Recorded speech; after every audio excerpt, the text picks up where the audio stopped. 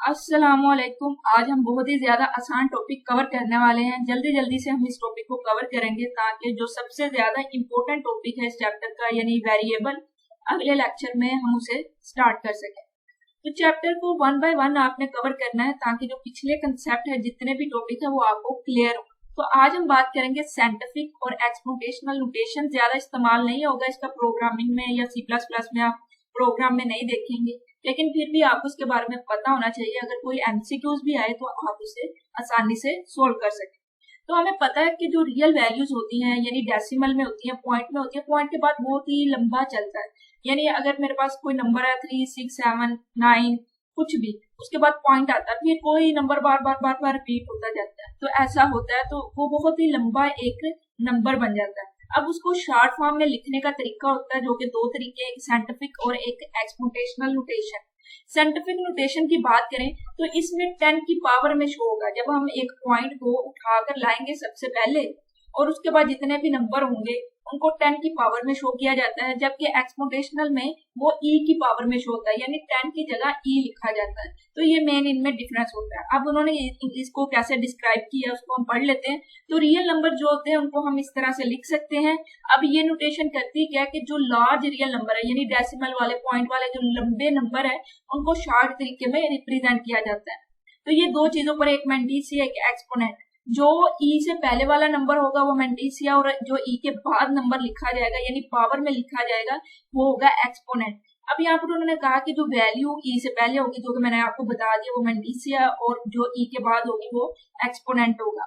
Some important point की बात करें तो जो नंबर है वो पॉजिटिव नेगेटिव दोनों हो सकते हैं। एक्सपोनेंट जो है यानी e की पावर में जो हम लिखेंगे या 10 की पावर में जो लिखेंगे वो एक इंटीजर वैल्यू होनी चाहिए, वो पॉइंट में नहीं होनी चाहिए, रियल नंबर नहीं होना चाहिए। यानी हमने जो 10 की पावर में लिखना है या e की पावर में लिखना है वो हमेशा इंटीजर वैल्यू होनी चाहिए, रियल नंबर नहीं होनी चाहिए। वो पॉजिटिव नेगेटिव हो सकती है लेकिन पॉइंट में नहीं हो सकती।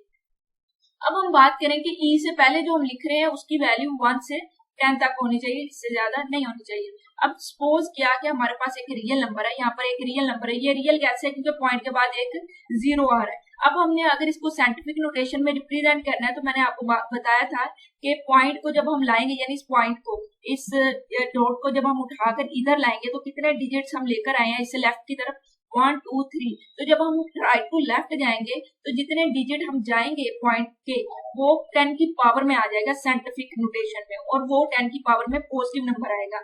यानी अगर हम इसको क्या कर रहे हैं, हम राइट से लेफ्ट की तरफ लेकर जा रहे हैं और मैंने कितने डिजिट आगे लेकर गई हूँ इस पॉइंट को, 1 2 3, 3 डिजिट्स आगे लेकर गई हूँ। तो मैं इसे कैसे लिखूंगी, 1.0 और फिर मल्टीप्लाई 10 की पावर 3। तो ये है साइंटिफिक नोटेशन, और दूसरी नोटेशन में हम इसे लिखेंगे e की पावर 3। तो ठीक है, इस तरह से हमने दोनों नोटेशंस को देख लिया।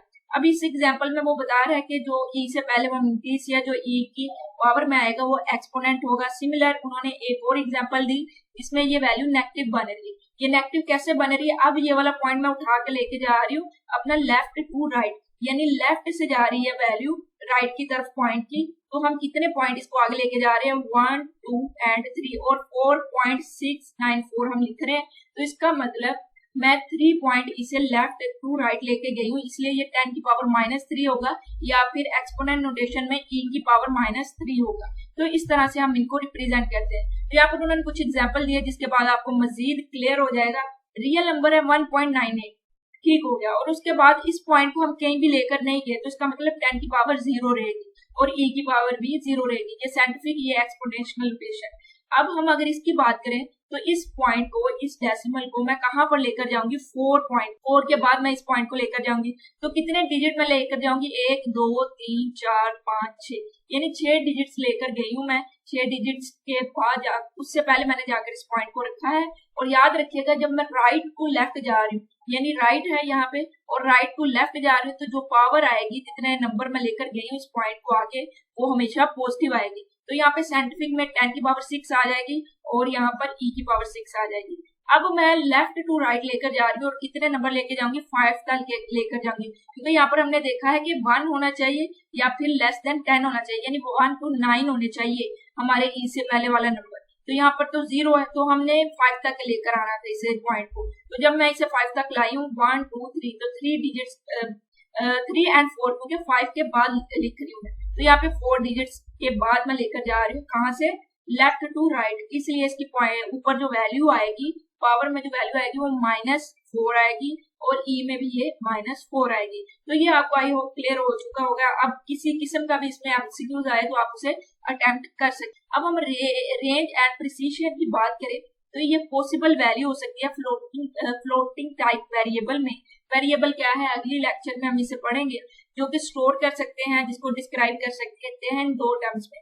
सबसे पहले तो डेसिमल पॉइंट से पहले जो भी नंबर है उसे ये कहेंगे, और रेंज क्या है जो कि 10 की पावर होगी। अब यहाँ पर उन्होंने बता दिया कि जो फ्लोट वेरिएबल है उसकी डिजिट्स रेंज कितनी होगी या प्रिसीशन डिजिट्स कितने होंगे, 6 होंगे डिजिट्स, रेंज उसकी -38 + 38 हो सकती है। ये आपका एमसीक्यूज है।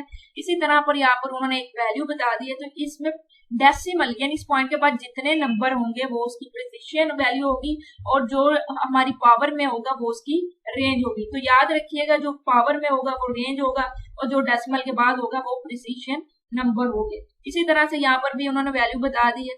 तो डिजिट जो रेंज है वो नेगेटिव भी हो सकती है, हमें समझ आ रही है, और पॉजिटिव भी हो सकती है। डेसिमल के बाद पॉइंट वाले प्रिसीशन होंगे। डबल वेरिएबल का यहाँ पर उन्होंने बता दिया कि आपका एमसीक्यूज है कि 15 डिजिट्स हो गए और उसकी रेंज -308 यानी 308 हो सकती है, और इसी तरह पॉजिटिव में भी 308 हो सकती है। तो ये डबल की रेंज है। अब डबल क्या है, फ्लोट क्या है, ये हम पिछली वीडियो में पढ़ चुके हैं टाइप्स में, डाटा टाइप्स में। अगर आपको डाटा टाइप्स के बारे में नहीं पता तो पता होना चाहिए, क्योंकि हर टॉपिक जो पीछे था हर एक टॉपिक ही बहुत ज्यादा इंपॉर्टेंट है अगर आप डिटेल में C++ को पढ़ना चाहते हैं। तो इस प्लेलिस्ट को आपने स्टार्ट से ही स्टार्ट करना है, यानी चैप्टर 1 को अच्छे से कवर करना है, फिर 2 4 3 3 पर, ताकि जैसे ही हम प्रोग्राम की तरफ जाएं तो आपके पिछले सारे कंसेप्ट क्लियर हो, बार बार हमें उसे रिपीट ना करना पड़े, बल्कि फिर हम जो लॉजिक है उसकी बिल्डिंग की तरफ जाएंगे कि लॉजिक को कैसे बिल्ड किया जाएगा, कैसे हम एक्स्ट्रा क्वेश्चन करेंगे, हम सर्च कैसे कर सकते हैं, मजीद घुमा फिरा कर सोल्यूशन कैसे ढूंढ सकते हैं। यानी सेम सोल्यूशन हम फॉलो नहीं करेंगे जो कि बुक में है, हम अपना अपना सोल्यूशन फाइंड करने की कोशिश करेंगे, ताकि किसी किस्म का भी क्वेश्चन आए तो हम उसका लॉजिक आसानी से बना सकें। अब आप सबसे एक गुजारिश है कि अगर आप चैनल को सब्सक्राइब करना भूल चुके हैं तो उसको सब्सक्राइब करें, अपने दोस्तों के साथ इस सीरीज को शेयर करें जितना हो सकता है, क्योंकि जितने ज्यादा स्टूडेंट जुड़ेंगे इस सीरीज के साथ उतनी ही ज्यादा मजीद डिटेल में और लगातार वीडियो आती रहेगी। क्योंकि जहाँ पर ज्यादा रिक्वेस्ट होती है, अगर रिक्वेस्ट C++ की होगी तो इसकी वीडियोस आएंगी लगातार, अगर डेटाबेस की होगी तो उसकी आएंगी। तो जो स्टूडेंट रिक्वेस्ट करते हैं तो मेरी कोशिश होती है कि वैसे ही तक वीडियो जल्द से जल्द पहुंचा दी जाए। तो इंशाल्लाह अगली वीडियो में मिलेंगे, जिसमें बहुत ही ज्यादा इंपॉर्टेंट टॉपिक होगा वेरिएबल्स का। ये आपको क्लियर होना चाहिए, क्योंकि कोई भी प्रोग्राम वेरिएबल्स के बगैर हम नहीं बना सकते। तो इंशाल्लाह अगली वीडियो में वेरिएबल पढ़ेंगे। तब तक के लिए अल्लाह हाफिज।